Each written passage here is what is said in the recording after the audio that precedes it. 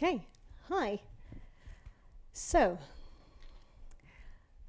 I've pretty much always considered myself a gamer. I think I was about 7 years old when I got one of these, a Donkey Kong Game & Watch. So there wasn't much to learn about this specific game. It took a while to master and to score a high score, but the rules of the game were fairly simple. So throughout my life, I've played a lot of different games, and as technologies have evolved and graphics have gotten better, the games have become more and more complex. There are so many games out there right now that require you to actually put time and effort into fully mastering a game. So my favorite example is Horizon Zero Dawn, and in the game you need to battle and hunt robot animals, and it starts off with these reasonable small creatures that you can kill with a single arrow shot. As the game goes on, the creatures become larger and meaner and trickier to kill. And it actually takes a lot of time before you're able to take down the biggest of robots. It's a game where you need to master the different weapons and understand the different qualities of the robots that you're hunting. So as games have gotten more complex, designers put more time into creating environments where players are willing to put the time and effort into learning and mastering new skills. And I realize it's not unlike the work that I do in creating environments for developers, where they're willing to put the time and effort into learning and mastering new skills. So, hi, I'm Melinda Seckington, and I'm an engineering manager at FutureLearn, and we're basically a social learning platform that offers courses, programs, and degrees all online. So our company really cares about learning, and it shouldn't be a surprise that that's reflected internally as well. So as a tech team, part of our strategy is to grow our own software engineers. So since our entire company is about learning, we believe that we should invest in our people. So when possible, when we have the capacity, we should try to hire less experienced developers. So it does mean, though, that we really need to make sure that our team is constantly capable of leveling up and having those processes and structures in place that enable us to do that. So the way I see it is that as a manager, I'm responsible for the internal developer experience. So from the time a person applies for a job with us, to their onboarding and time at the company, all the way to when they decide to leave, we need to make sure that people have the best experience that they can have. So I've been full-time focused on this for the past 2.5 years, and the more I do this, the more I realize that this is just another variation of user experience. So it's all about understanding the motivations, emotions, and behaviors of people, and then providing the best experience that you can for them. And I wanted to specifically talk about game user experience, because I think it's a very similar type of environment that we're trying to create. An environment where people are engaged and focused on learning and mastering new skills. So that's pretty much what this talk is about. I'll be looking at 8 lessons that we can learn from game design and how we can apply them to teams. So to structure this talk a little bit more, I'll look at 3 different areas of game design. So starting with starting a new game. So nowadays, when you start a new game, it's quite complex. So this is an overview of the game controls of Uncharted. And even though I've played this game, I'm kind of overwhelmed by the amount of things that you're able to do. But most games, they won't just drop you into the game and go, right, off you go, figure it out by yourself. Almost every game nowadays has a phased introduction of the various game mechanics. So in Uncharted, each of the controls get introduced one at a time. So in Uncharted 4, one of the first encounters is with this guy on the right where you have to learn how to punch. And you get this little message here telling you to hit square to attack the enemy. And later on, you get another scene where you learn how to interact with an object by pressing triangle. And eventually, in similar ways, you learn how to dodge, jump, climb, shoot a gun, until you're able to do all the base actions. So in this game, it's done also fairly quickly. So within the first half an hour, you've pretty much learned the core mechanics of the game. But it's still staged in such a way that you focus on a single skill at a time. So lesson number 1 is don't overload new starters. So when someone new joins the team, they've got a lot to learn. It's new people, new ways of working, new code base, new terminology, new abbreviations. So you need to come up with a way to stage your onboarding and actually just plan it out more deliberately. So the main thing that we have is an onboarding checklist that we create for every new starter. So it exists as an onboarding template in Trello, which we then regularly update. And the week before a new starter starts, we create a copy and customize it. It's all about allowing a new starter to have just a single point of reference where they can find all the info that they need to get started. So going back to video games, another thing to note when starting a new game is who is responsible for teaching the new skill.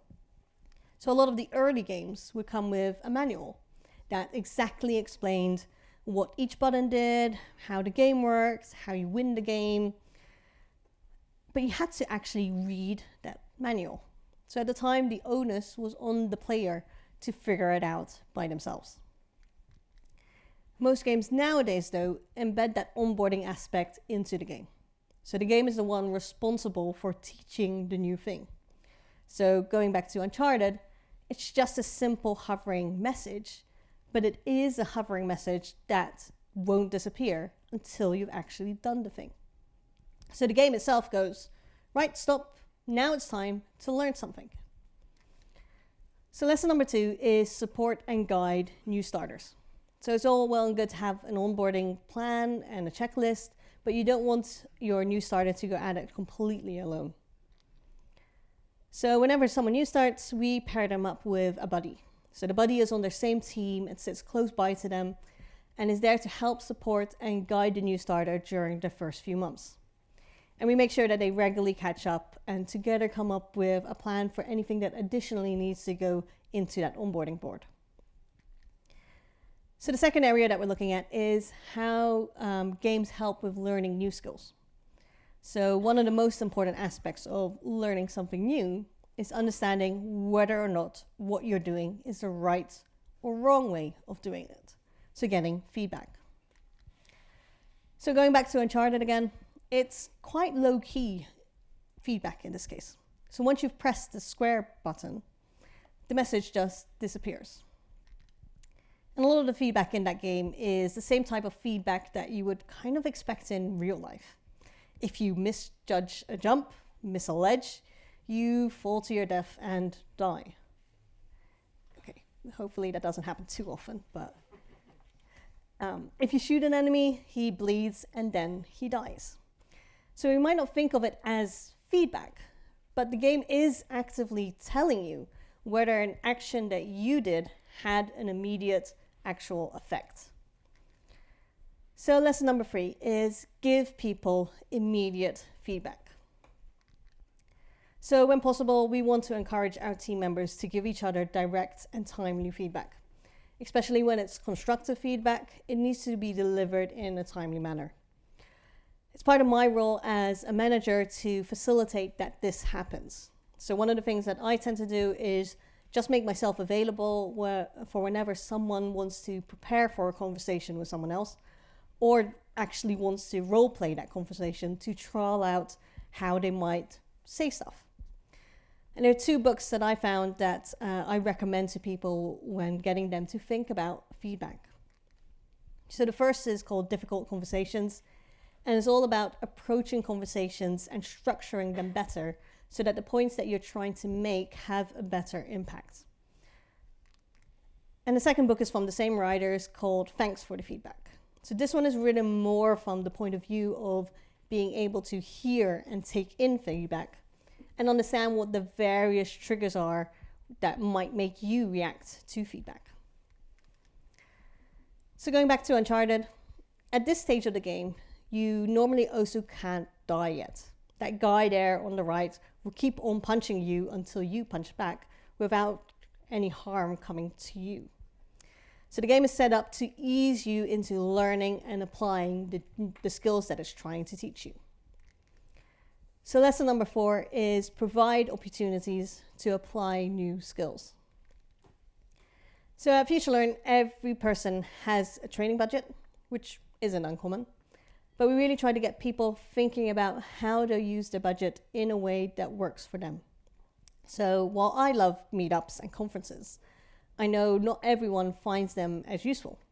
And I often suspect that we try to encourage people to use their budget on paid for events because that's kind of the easy option. It's up to me as a manager to help identify what other types of training are out there.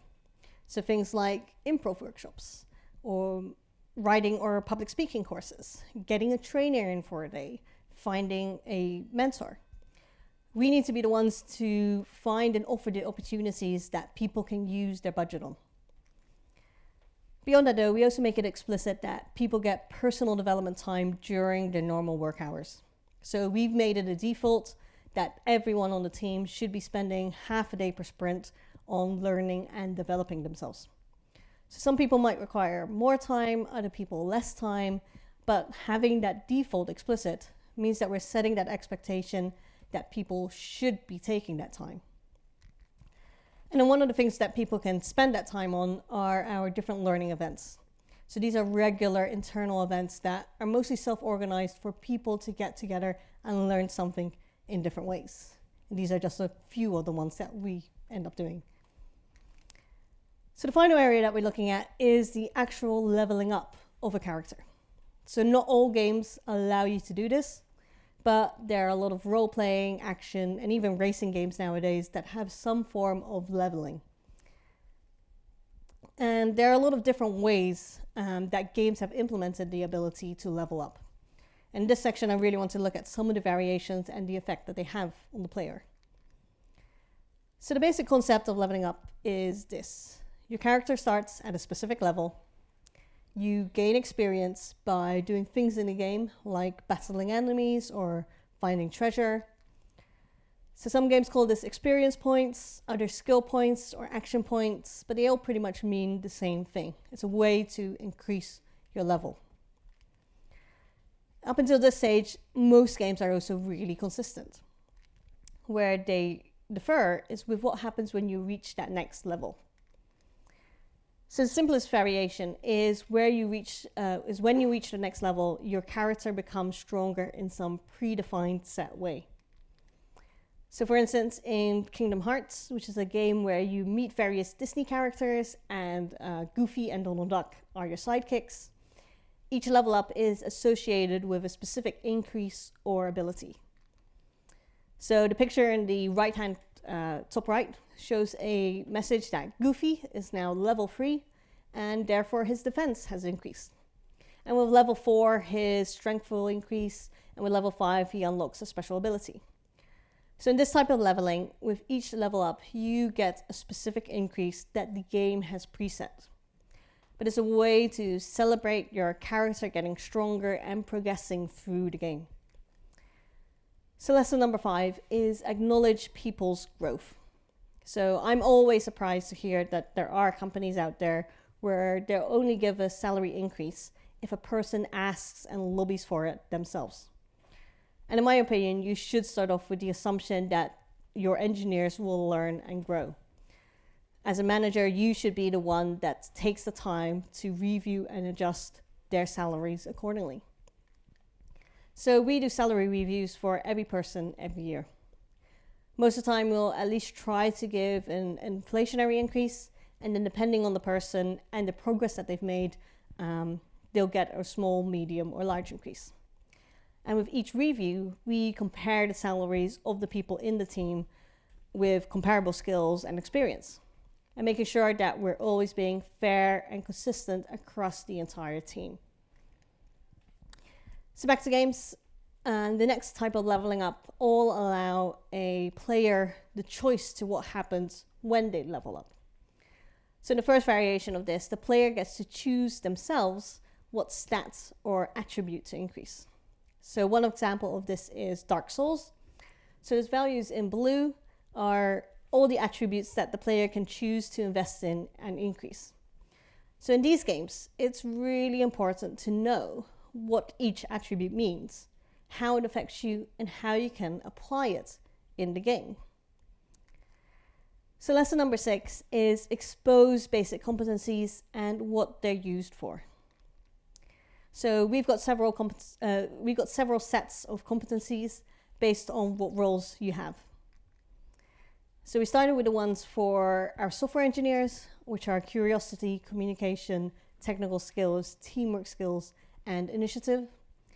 And we use these whenever we're hiring and interviewing to make sure that we always take all of these areas into account. And that, again, we're consistent and fair in how we're reviewing and talking about people. We also then have more advanced competencies for the more experienced roles in our team, and we can use these in conversations about career progression, during salary reviews, or when providing feedback. And again, having those competencies means that we're framing those discussions with the attributes that we value and care about. Plus, we also have a common agreed on language to discuss all these things, and we're very clear and explicit that these are the values that we really care about the most.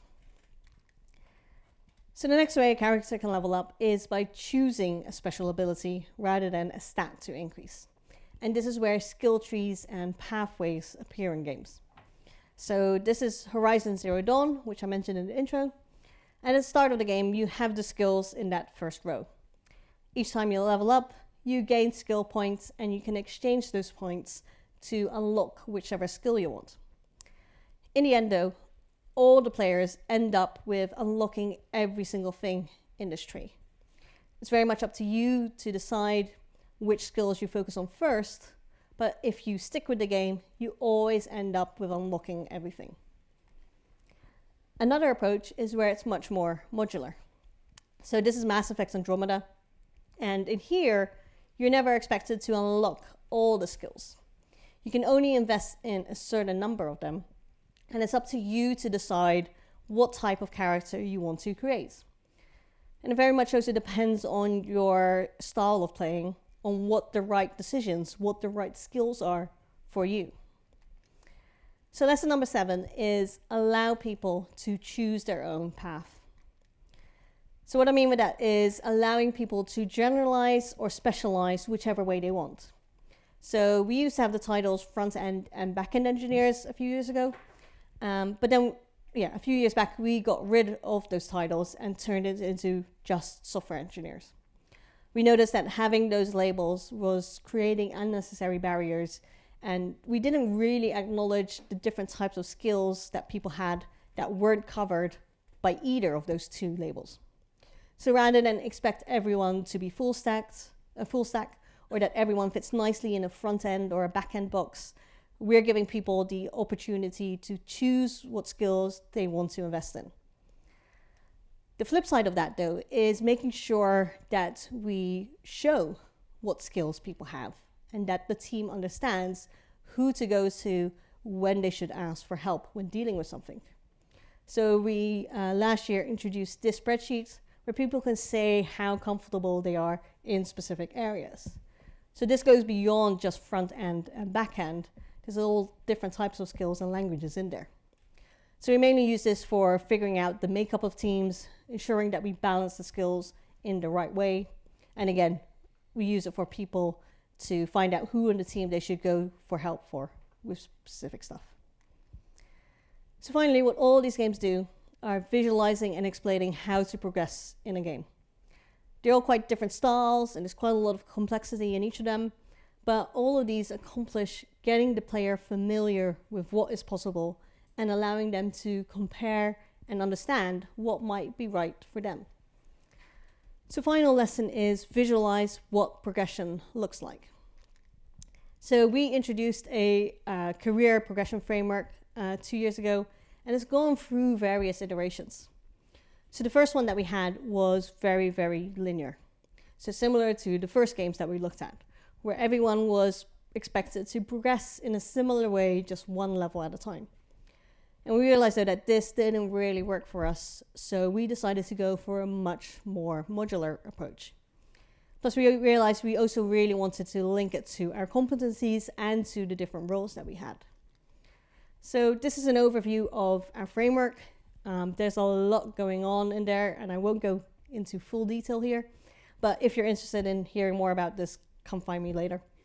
The main idea of this progression framework is really to use it as a tool to have these discussions about career progression with people, and for people to plan and figure out what they should focus on, in the same way that video games allow people to see where they are and what is possible for them. So those are 8 lessons of game design that we can apply to building cultures where people are engaged, motivated to learn, progress, and level up. So, to recap, don't overload new starters, support and guide new starters, give people direct and timely feedback, provide opportunities to apply new skills, acknowledge people's growth, expose basic competencies and how they're used, allow people to choose their own path, and visualize what progression looks like. So these aren't the only lessons that you can take from video games. These are just the ones that jumped out to me. So the next time that you play a game, I want you to stop and think, is there something in here that I can learn from? So as a manager, my main focus is on creating developer experiences. So I think in the busyness and hecticness of what managers do, it's very easy to lose sight that in a way our developers are our stakeholders. So if you're a manager, try to do this type of stuff. If you're not, talk to your manager about what your team could do around introducing these type of things. So creating better developer experiences are the way we can make not only our companies better, but also the team, the people, and having more people just grow, learn, and progress. So thanks for listening.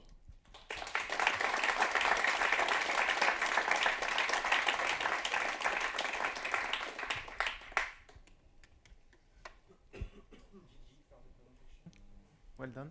Thanks. Questions?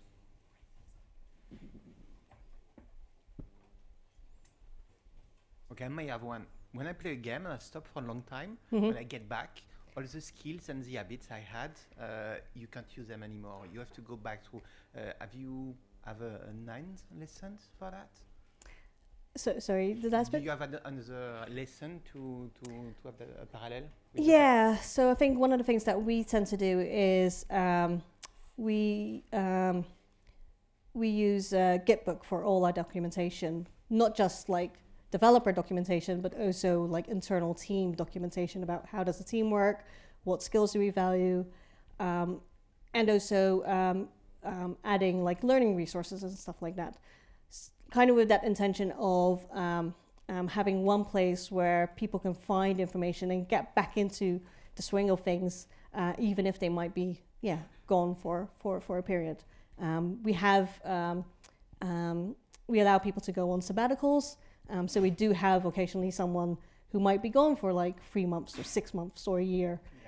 So we do try to like have things in place that we can onboard them again, even though they might be already familiar with the company itself. So people can get the tutorial again. Yeah, pretty much, yeah. Okay, thank you. Thanks for the awesome presentation. Thanks. One crucial question, is there one game you are looking forward to in 2020? I'm not actually sure. I tend to play more older games, to be honest, when I found out that they've gotten good reviews and stuff. So, yeah, I don't actually know what is coming out this year. But if you have any recommendations, let me know. I'm sure there's plenty of lessons in like Last of Us Part 2 that you could apply to management in general, but we'll see. Thanks.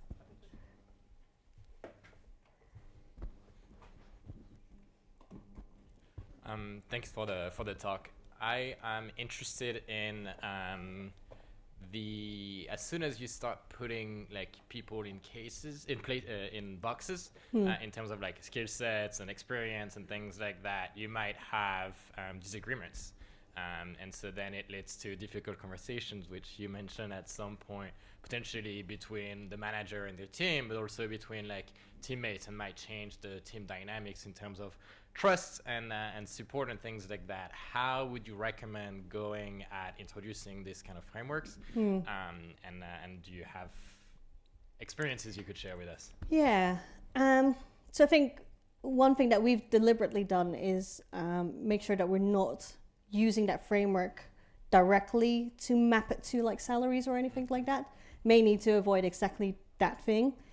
So the way that we use it more is as a way to get people inspired to set goals in the first place, but also acknowledging that there might be ways that people can grow and progress over a year that isn't covered by the framework.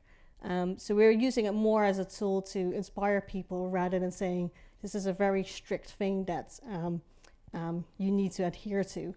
So that's one way that we've at least avoided some of that. And then just as a manager, like being really clear up front where you think someone is and what they would have to do to progress to,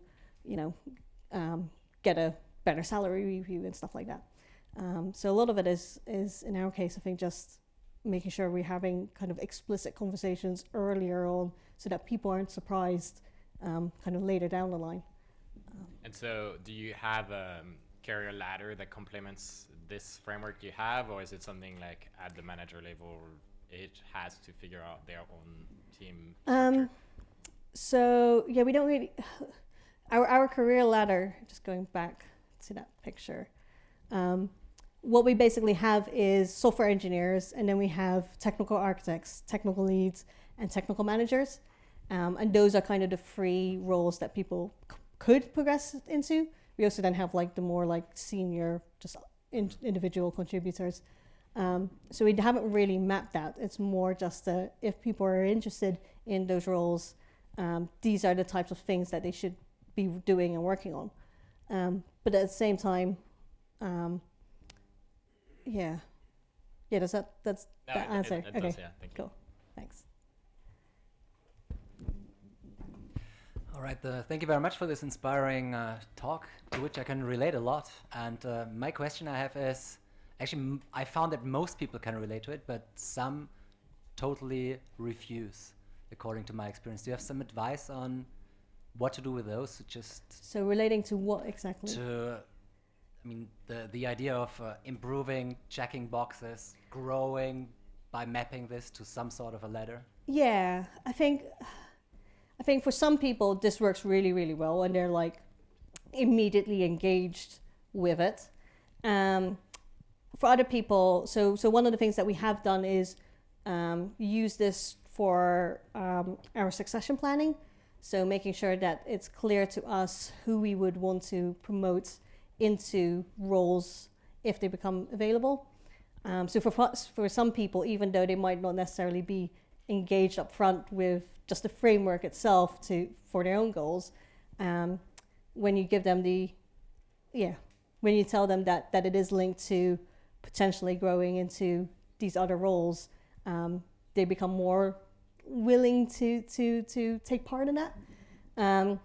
And for other people, it might just be like they are already quite experienced and don't really want to interact with the framework. And I think that's fine as well. The main thing that we try to do is just get people thinking about what types of goals line up with the things that they want to become or be better at. And some of that might come from a framework like this, but some of it might come from completely different places. For some, it might be looking at the frameworks from other companies, or can't quite think of the top of my head more specific examples, but I think what we've done is have it there as an opportunity for people, but not have it as a requirement. Does that answer your question? Yeah, makes a lot of sense. Cool. Thank you very much. That's great. Anybody else? it's too far out of reach. Thank you for the talk. Thanks. There was a slide where you mentioned a bunch of initiatives that were additional to what you already showed. Yeah. Can you have a few words about these initiatives? Yeah, going very quickly through them. So in Talks We Love is basically if anyone has been to a conference or has seen a video online, they can show that video and then have a discussion afterwards about how to apply that within the team. Learning hours is basically our like 1 hour workshops where anyone can teach someone something.